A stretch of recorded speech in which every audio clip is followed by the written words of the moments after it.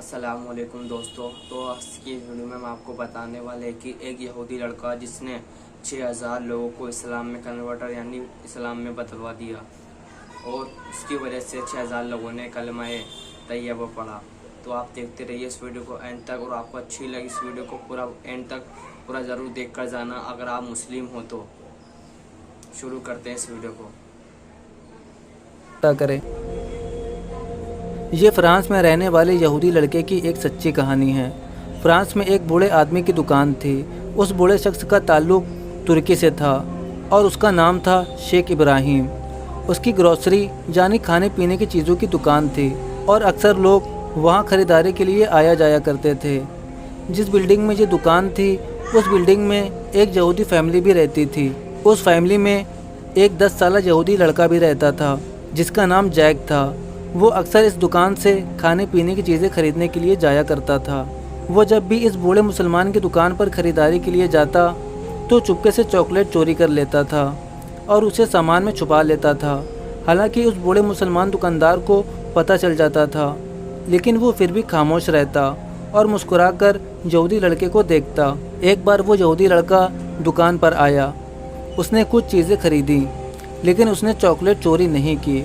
जब वो दुकान से जाने लगा, मुसलमान दुकानदार ने कहा, तुम हमेशा चॉकलेट चोरी करते हो, आज लगता है चॉकलेट चोरी करना भूल गए। ये सुनकर यहूदी लड़के को बहुत शर्मिंदगी हुई। वो लड़का थोड़ा डर गया और पूछने लगा, क्या आप ये सब जानते थे? मुसलमान दुकानदार ने कहा, हाँ मैं जानता था। यहूदी लड़के ने पूछा, अब आप मेरे साथ क्या करेंगे? क्या आप पुलिस को बताएंगे या फिर इसके बारे में मेरे माँ बाप को बताएंगे? मुसलमान दुकानदार ने कहा, मैं ऐसा कुछ नहीं करूँगा, लेकिन मेरी एक शर्त है।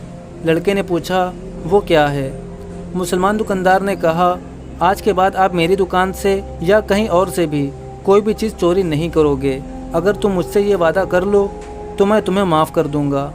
तो उस यहूदी लड़के ने चोरी ना करने का वादा कर लिया।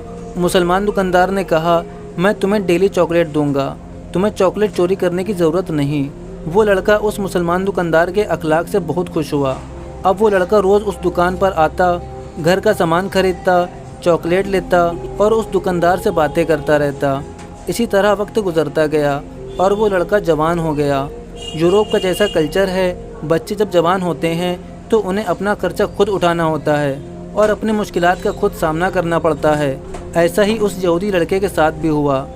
उसको कोई भी परेशानी होती वो उस मुसलमान बूढ़े दुकानदार के पास आता और उसे अपनी परेशानी के मुतालिक बताता और मुसलमान दुकानदार हमेशा उसका हौसला बढ़ाता, उसे तसल्ली देता।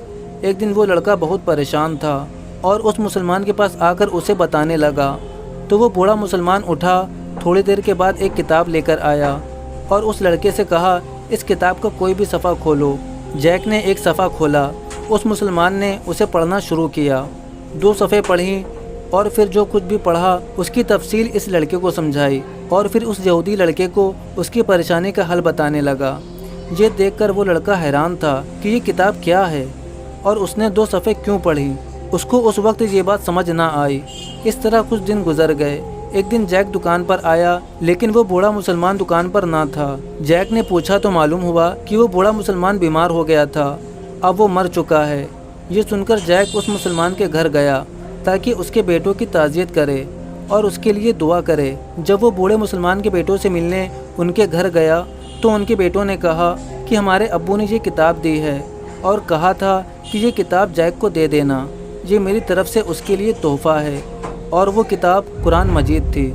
जैक कुरान को लेकर घर आया और उसे अलमारी में रख दिया। अब जैक को जब भी परेशानी होती उस बूढ़े मुसलमान की याद आती और उसे वो वाक़या भी याद आता कि कैसे उसने कुरान मजीद को खोलकर पढ़ा और फिर परेशानी का हल बताया। उसने कुरान को खोलकर देखा, लेकिन वो अरबी में था और जैक को अरबी नहीं आती थी।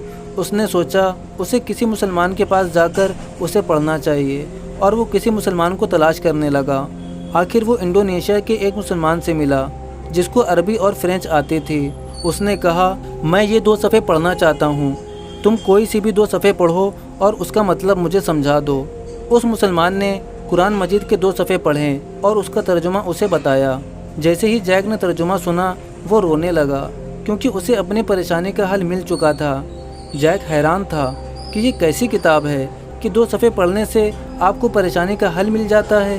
جیک نے اس مسلمان سے پوچھا یہ کتاب کس نے لکھی ہے؟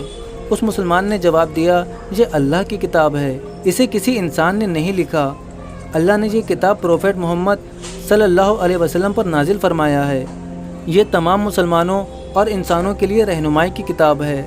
جیک کو محسوس ہوا جیسے اس کی تمام پریشانیوں کا حل کتاب میں موجود ہے۔